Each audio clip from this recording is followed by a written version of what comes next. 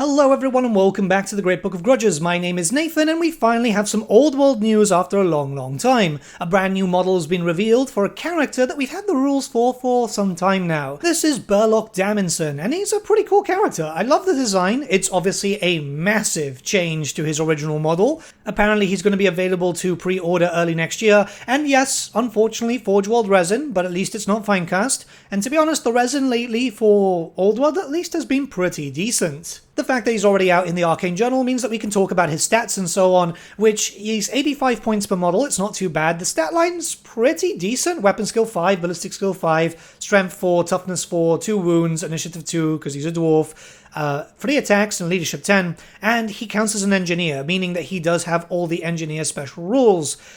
Yeah, it's not too bad. In terms of special rules, you've got Dwarf Crafted, Gromrel Armor, Hatred Orcs and Goblins, Magic Resistance -1, Prepared Position, Range Finding Optics is his unique special rule, Resolute, Stand Back Chief, and Stubborn, which, by the way, if you want to see what these rules do, is just in the Old World rulebook, or you can go onto the oldworldbuilder.com. Let's talk about his special weapons. First up, for his melee, he's got a Furnace Hammer. So this is his usual strength, Armor Piercing -2, and Flaming attacks as a special rule. We do have a note here, which is before Burlok makes any attacks with this weapon, roll an artillery dice to determine its strength characteristic. So that's actually better than expected. It could end up being strength 2, it could end up being strength 10, and obviously keep in mind that a misfire does come into play here, which means, yeah, you could lose a wound and not attack, but in most cases when it comes to engineers, you're not really putting them at the front, you're going to keep them behind to work with your thunderers, your cannons, or any other artillery pieces.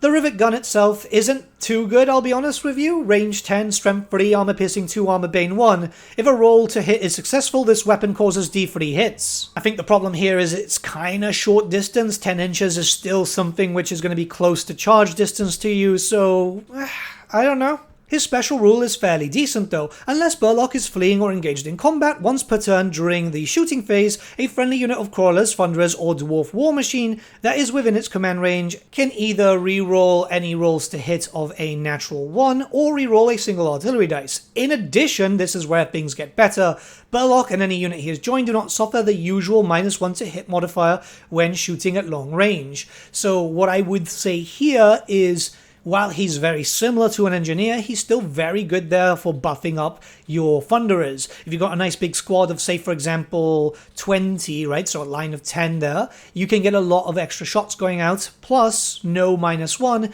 The range on a thunderer is pretty damn decent too. Yeah, I mean, this isn't too bad. For 85 points a model, keep in mind that a normal engineer is, 50 points, more or less, without any upgrades? You're getting some pretty decent stuff. I don't know what to think. I would have liked if he had a handgun also to make him a lot better at firing at range, especially since engineers are kind of good at the moment, especially if you're running a expeditionary force because you can turn them into battle standard bearers. And naturally, you're more than able to use him with crawlers too. I know a lot of people are favoring crawlers right now just because they seem to be a bit better, honestly, than thunderers at the moment.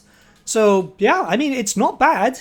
I know some people aren't going to be too keen because at the end of the day, named characters have always been a weird thing in Warhammer Fantasy, and it looks like they're going to be a little bit weird when it comes to Warhammer the Old World also. Some of their rules aren't just great, though others do seem a little bit more justified. Cetra, for example, has got pretty damn good rules.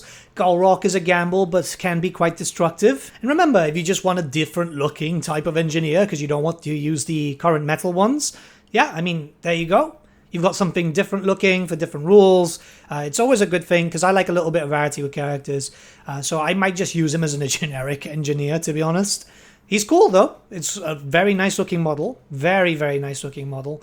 So yeah, let me know what you guys think in the comments below. Start a bit of discussion. Yeah, it's a bit of random news. He's early next year, so I'm assuming he's going to come out alongside the Empire.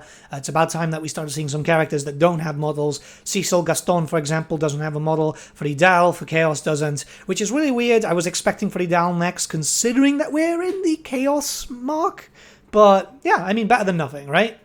She's at least plastic. That's been confirmed. But yeah, still cool model. That's the main thing.